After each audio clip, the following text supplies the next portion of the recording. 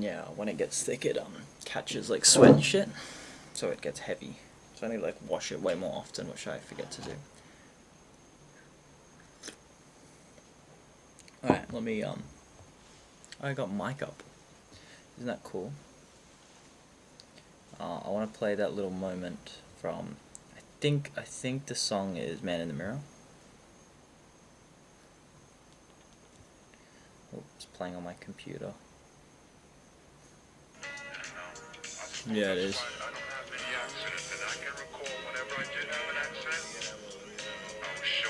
I guess.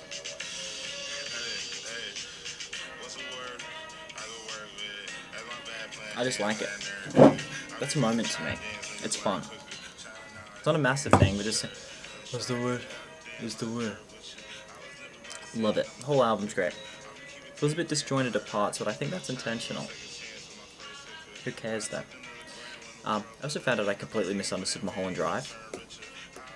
I thought it was something completely different. I thought it was like a cycle, and they were like chasing each other around in fame, because it was like they were chasing each other, because they would be like down and out. That's not it. It could be, but that's not what people think. Maybe I'll stick to that. Cheers.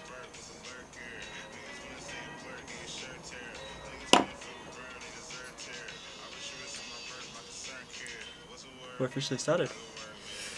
I wanted to talk to everyone at home about something a bit serious. This is an anecdote for myself. Has no bearing on you, but I hope that maybe you can find some sort of some personal meaning, I guess. In life, there are things that I do and times where I feel like myself. No, this isn't right. I want to do this one. This is actually quite fitting, because I noticed a feeling like this when I was watching the movie Perfect Days. Great flick.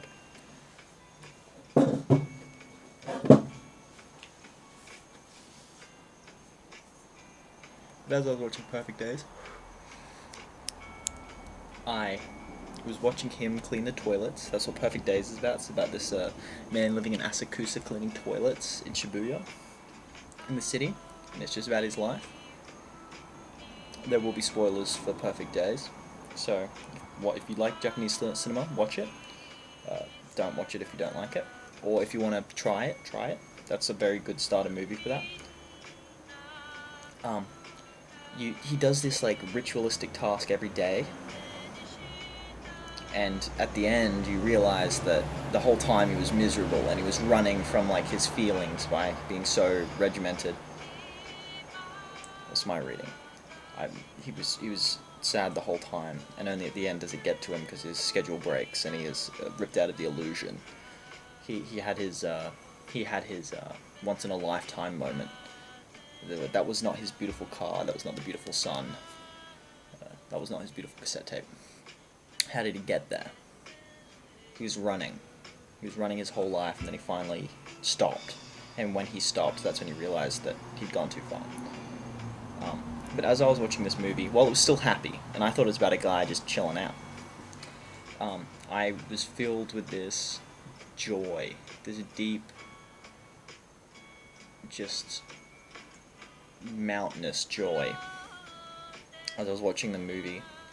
And I work nights, so I was watching this movie during the day, and I had the curtains drawn and the aircon on.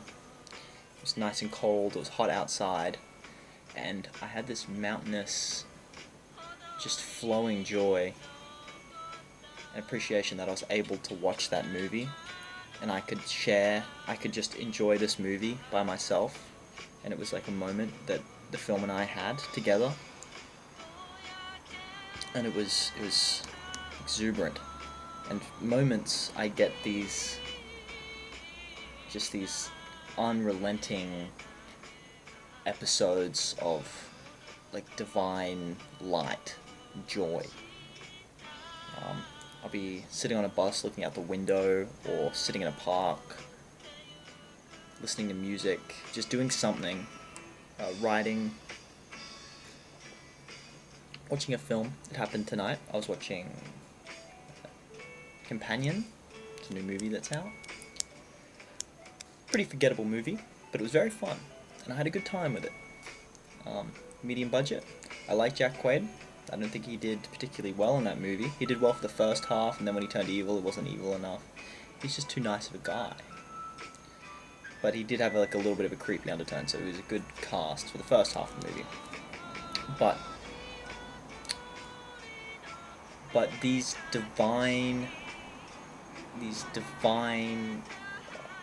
the clouds will part and the light will shine upon me, and I feel present, and I feel alive, and I feel pure. However, when we think about the clouds are a lot of things that are counterintuitive to this divine light. They are labor, and they are responsibility, and they are monetary. It's money, and it's work, and it's transit. Things that you don't enjoy, but you have to do. Fuck off. Sorry. They'll be dead soon. I can't say stuff like that.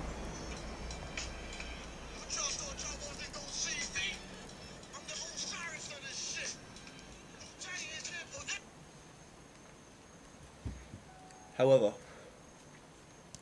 you would think leisure would be a source of this light. However, I think it's the opposite. Leisure is in this quilt of clouds. One of the big dark clouds looming over me, not us, me, is leisure. Because the leisure industry is suffocating. I don't want to relax all the time. But you get tricked into it. And that divine light and the beauty in the world is not what these companies that make you want to relax want you to experience. They don't want you to see the light. They want you to stay in the dark, in a dark room, watching Netflix. And not how I was in a dark room watching this movie. They want you to be there all day, watching your show, watching it again, watching a show that's like your show. They want you sedated. And that divine light is not... It's antithetical to what they want you to feel. So I feel that the world itself is very intentionally trying to dull me. And that's a big issue for me at the moment.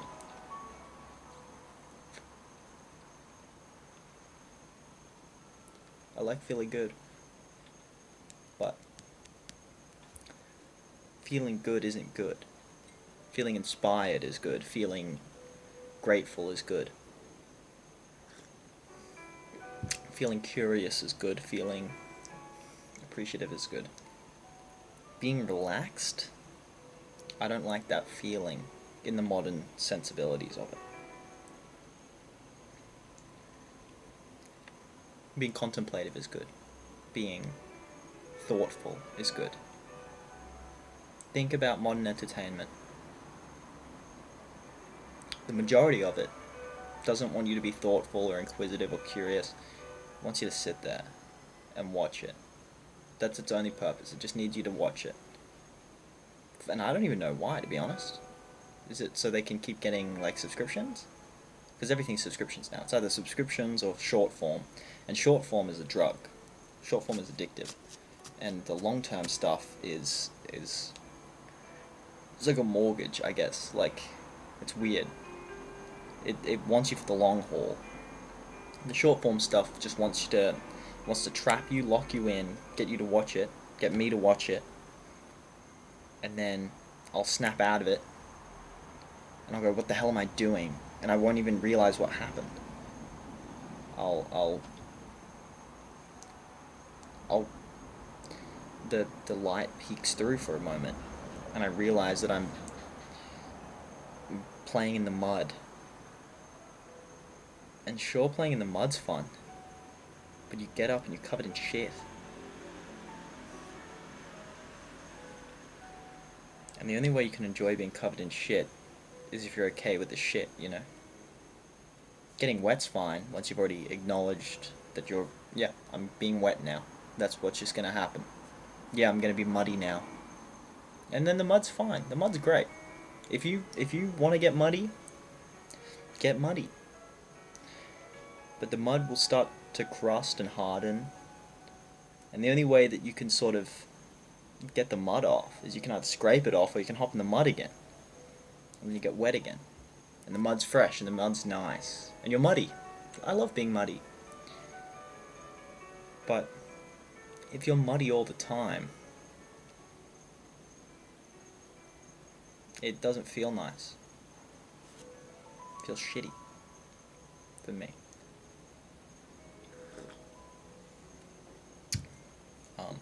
I've been posting some weird, cryptic stuff on my Instagram recently. Should let my videos like this. Some stuff on my Instagram recently, and I had someone reach out and say that they really appreciated what I was posting, because it was helping them think thoughtfully about their lives, which is what I want to do, is get people thinking and leading better lives for themselves and for the people around them. But I don't want to be a preacher or a guru or whatever, because I don't know. These are just what works for me. So I don't want to teach people. I don't want to lecture you. It's not about that. As I said in a previous video, this channel is called Ultraverse Traveler. I was thinking about calling it Ultraverse Guide, because this Ultraverse idea is in my head, and I would show everyone. I'd be a guide to my understanding of the Ultraverse, but it's not the case. I don't know about it. I learn as I go. I'm merely a traveler in it, and so is everyone in my mind.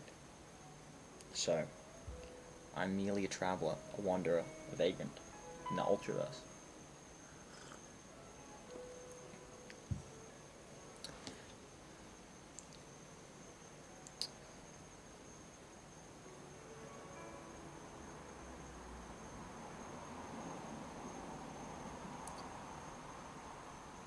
However, the block I'm facing at the moment is placing this meaning, or trying to find this meaning. You can't do it too intentionally, otherwise the pursuit, the pursuit will obscure you. You can't journey towards the destination. You just need a journey, and you have a loose idea of the destination in your head, but you can't. In life, you can't run head first at your destination, because once you reach your destination, your life is over. That's the issue I see with some people, is that they'll run and they'll run and they'll run, and they'll get to the destination, then everyone catches up and they're already there, and I don't want to be there.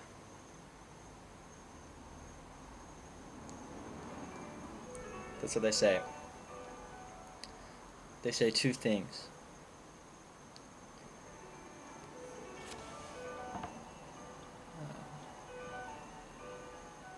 The first one is, you've always got to leave the audience wanting more.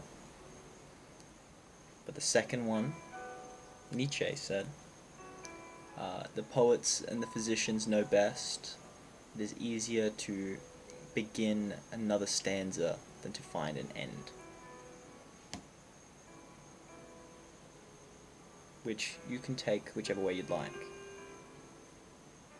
It's about knowing when to end. I think that it was what that means. Is that it's hard to end, but if you feel it right, It will be the right thing to do, but it will be harder than beginning again. And that's one of another harsh truths.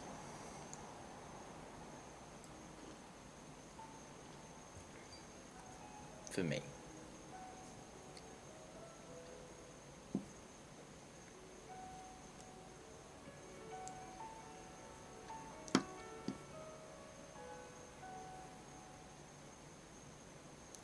I hope everyone's enjoying the videos.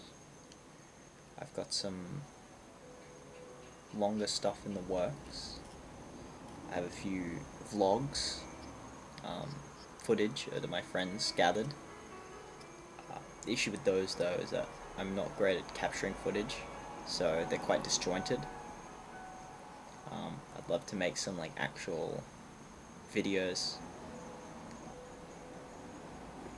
Alright, I'm gonna edit around this and we'll get something out. But I just wanted to share that story about the dulling. The world is trying to dull you, and you have to be so active, having to fight it back. But I think it's worth it for me personally, because that feeling I get when I'm enjoying things truly is one of the strongest feelings in the world.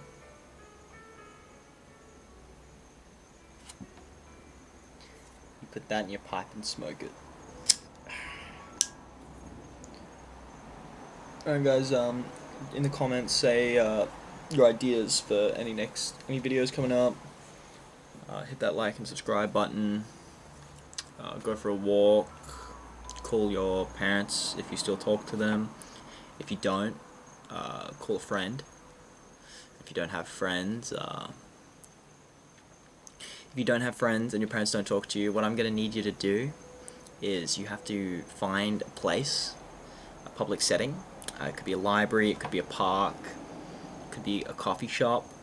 There'll be cuter people at a coffee shop. So if you're looking for anyone, try one of the free ones, but if you're looking for cute people, try somewhere that has a cost entry. And then what I'm going to need you to do is at a certain time every week, let's say Tuesday at 4 o'clock, I'm going to need you to go into that coffee shop or the park. I'm going to need you to sit in the same spot every time, and you just got to show up. And then you'll make friends. I guarantee. Because people will notice you. And then, hopefully, by doing this ridiculous thing over and over again, you'll build up some sort of confidence in yourself by sitting alone all that time. And if someone comes up to you, you can actually strike up a conversation with them and talk to them and find out about them, and they can find out about you, and it's just all the good human stuff.